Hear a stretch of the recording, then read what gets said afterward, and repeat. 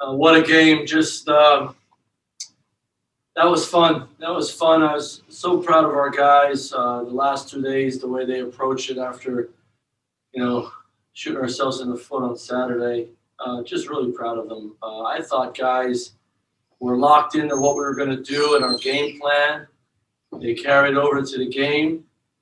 And I just thought we played really hard. We played together, and they stuck to the game plan for pretty much most of the game. And we had a lot of young guys have to play a role that was very important today, and they did that. And I thought Vince and Ace really led us. And I thought Ace, this was his best games in a VCU uniform of just quarterbacking his team and being an extension of the coaching staff. I thought our young guys gave us some big minutes, some baskets, some rebounds, some great defensive possession. So, with all the craziness that has gone on the last couple days here, the guys were very focused on trying to win a basketball game. So I'm very proud of them. We took a huge step today. All right, Mark Davis, first up. Hey, Mike. I know Bones couldn't play, but he definitely was present over there on the bench. I was wondering, your thoughts on kind of him as a cheerleader tonight. He looked pretty energetic, and looked like he had some bounce to his step as well. Yeah, we're gonna have to ice it down here after the game, right? His spirit. He's got great spirits, good teammate, right? He sat right up front, was listening to coaches, and I told him that listen to everything so you can learn some stuff today too. You're just not on the court now, so think like a coach and think about why we're calling these plays and stuff like that. But I thought he did a really good job talking to the young guys, and he's such a positive kid, and I think that's important during games. And he did it in a different way than just playing. So that's the program is bigger than everyone, including me, including Bones Highland, including the great players that play here, right? So when you get an injury, you sort of get humbled, right? When you have a loss, you get humbled. When some things don't go your way, you get humbled. But if you're about all the right stuff, you can still contribute to your team in so many different ways. And that's what I told him today, is be an awesome teammate on the bench. I think he did that, and a lot of guys did that. You talked about your freshman stepping up. For Ace to step up there and hit those free throws in the pressure, was wondering if you could elaborate on that, the clutch free throws that he made down the stretch there. Yeah, he's done that so many times in his basketball career. Maybe not on this stage in college, but he has. He's made some big shots for us. If there's anybody I want on the line out of that group, him and Vince are the two. And he knocked them down. He felt good about it too. So just, it's we talk about him because he's a freshman, right? The dude can play. He can just play, and I thought he played a great floor game. I thought this was his best game of being the extension of the coaching staff and communicating in the huddles, relaying information to his teammates from the bench. He was on his game today. I was really proud of him. Thank you, Mike. All right, Wayne, and then Noah.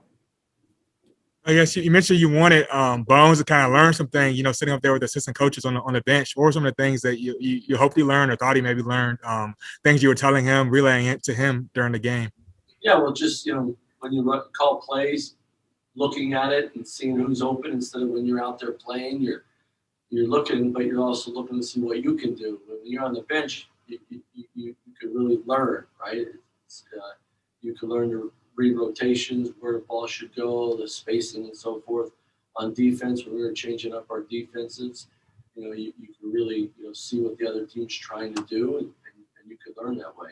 That's the growth as a player you always want to have. And sometimes sitting on the bench, you can learn that, and you can grow from that for sure. So that, and communicating to your teammates. When you're not on the court, sometimes guys sit on the bench and don't communicate. Communicate to your teammates, help them in timeouts, get them ready for the next play, the next possession. And you mentioned Ace quarterbacking things, being an extension of the coaching staff. What were some maybe examples of things that really impressed you with the way he ran the show today and was an extension of the coaching staff? Yeah, I thought, we changed up our defenses a lot today, and he made sure guys were in the right places and communicating. We subbed a lot today. So when guys came in the game, he made sure guys had matchups and knew the play that we were running. And, I think he I think he did a good job of some of the young guys, some of his classmates that were in there. He was giving them great juice, positive energy, and he kept talking the whole game. When your point guard's talking the whole game, that brings great confidence to your teammates. And just what impressed you overall, just again, the guys coming together, it being a group effort, just the way some new guys maybe stepped up, just the overall effort without Bones and being a team like St. Louis? Yeah, I just had a really good feeling in the way we approached yesterday's practice, step up. I always say it, you never want to miss players, man. We miss Keyshawn, we miss Bones, but we're not canceling our season, right? We're not getting out of this game. It's not what you do. Next man steps up, and we've all been through it. You've been through it long enough. Sometimes you're the guy sitting out. Sometimes your teammates are sitting out, and your job is to help your team win. And we did that. Jameer didn't shoot the ball well today, but he drew 6 fouls, had some good rebounds. I thought, 9 points from Levi gave us, some great baskets and some rim protection. And then, I thought Corey went in there. Corey had some great defensive possessions that don't show up on the stat sheet. And I just think everybody was in their role. Mikal was great today. He did some awesome things for us to help us win. I could go on and on. And look at Josh. Josh went in there. He sat on the bench a lot this year. He didn't look like he sat on the bench at all today. He played with great confidence. I'm so proud of him. Thank you. Noah, go ahead. So what does it say about your team being shorthanded and playing a big, tight game like this and against a team like St. Louis? Well, they keep scoring, Noah, right? So if we're going to play, we're playing to win, right? And I don't mind when people don't think we could win or, they're not sure. I'm sure. Our team's sure, right? I just had a feeling driving into work today that our guys are going to figure this out. I really did. I've been in this position before as a coach. You have injuries, missing guys for crazy reasons, and what are you going to do? We didn't feel sorry at all for any of us. I was really excited today going through the day, seeing how our guys were going to play. How are they going to react? I'm not saying we're going to win the game, but I just felt really good and excited to watch these guys step up and try to beat St. Louis. I really was, and our whole staff was today, and I felt it among our team. Doesn't mean it's guaranteed, but man, we were in the right place to go into this game. I thought you saw that right from the start. And then what was the biggest difference between tonight's game and the game against George Mason? Because the rebounding numbers were kind of similar where the team really controlled it. About everything. Everything. No, we didn't rebound the ball. We played upset because we made mistakes. Some people say it's a trap game. I don't believe in that because you only get so many times in your college career to play games. We didn't take advantage of playing that game. We played lackluster. And I warned the guys. I told them. I could tell with their approach, just could never get out of that place. And great credit to George Mason. They took it to us, especially on the glass. We haven't had one of those games. We had a half like that at St. Bonaventure's, maybe a half like that against Rhode Island. But we were lackluster. It's that trap game. We're all right. We won 6 in a row. And it happens to the greatest teams in the world, right? And we learned a valuable lesson that really hurts. But it's how you respond to it. And I thought our guys really responded. And I thought they were just in the moment of trying to play the right way for most of the game today. And that was huge. Thank you. Go ahead, Wes. Yeah, Coach, looking back, I think it was around the 15-minute mark. Guys they're going on a 13-0 run. How big was Vince's 3 in that moment to bring you guys back within 2 and just kind of settle the waters down? Yeah, that was huge. He's playing with great confidence. I yell at him all the time for not shooting enough, especially off the catch when he's open. And he was very confident today when he was shooting the ball. Even the one he missed, it looked really good. And 2 he missed that I thought looked really good. And he's just aggressive. He was aggressive with the ball in his hands. He was aggressive moving to try to make plays for himself and his teammates. Then I thought defense was great, but that 3 was huge. And he's been shooting the ball well for us, Wes. You know what I mean? And we want him to shoot it more. And today he knew he had to step up and score a little bit, and he sure did. And this last question, maybe it ties into that feeling that you had today. I was asking the guys, I said, we kind of talk about the programs that go on pause and come off as dealing with adversity. You guys have kept playing this year. You've dealt with your own adversity. These guys have dealt with adversity, but they keep chugging along. What do you think it is about this team? They said it was a brotherhood. What do you think it is about this team that they're able to handle the amount of adversity this season? Well, they really love to play basketball. Like, I've coached a lot of teams, and I've had teams that really love to play basketball. They're all about it. And you have some teams that are still good, but they don't love basketball like you may love it, right? These guys love to play. They love to be in the gym. They love to compete. I think that's huge, especially with this crazy year. When they are playing and they are practicing, they're enjoying that. That's their favorite part of the day. They're enjoying that the most. And we get after it. But I think they're pretty close, so they do really get excited for each other's success. They're also hard on each other, but they all accept it the right way. And I think that's huge. Even though we're young, I think we can get better in all aspects of that. But the other thing, we've had some adversity. We haven't been on pause, right? Yeah. Cancellations, and 5 minutes before practice, guys get out. We've had situations.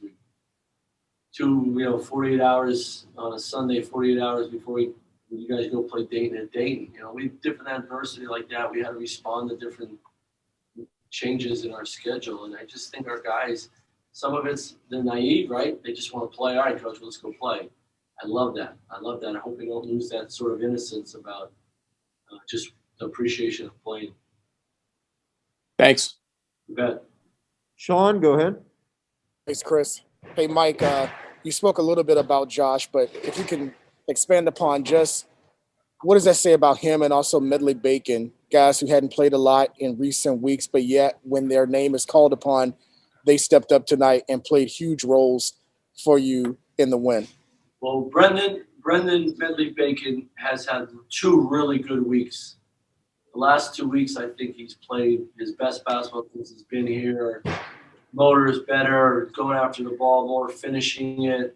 He's playing with a little better pace. He's getting comfortable, right? And I think the biggest adjustment, especially with the speed and how we play and how all 5 guys really move around, it takes time for big guys, especially as big as him, to figure that out in the pace. Gotten better. His ball screen defense has really improved. He had some great hedges today and did some things. So he helped us. He really helped us. He gave us some quality minutes, and we can use that big body and bang and all that stuff. And I need him to rebound better. That's like, you got to go get rebounds. Even though you keep them alive or you don't let your man get them, you got to go get rebounds. That's the next step for him. But, you saw him catch it and finish it. That was impressive because, that wasn't an easy play. I mean, he can move his feet and he can get places. So he's just going to get better and better. Josh Banks, 20 minutes, 3 for 5, 2 assists, 7 points. He's just. I'm so proud of him because he just keeps working, and he could have been a disenfranchised freshman, right? He said, "I'll just wait for my turn next year." He hasn't been like that. He's working hard.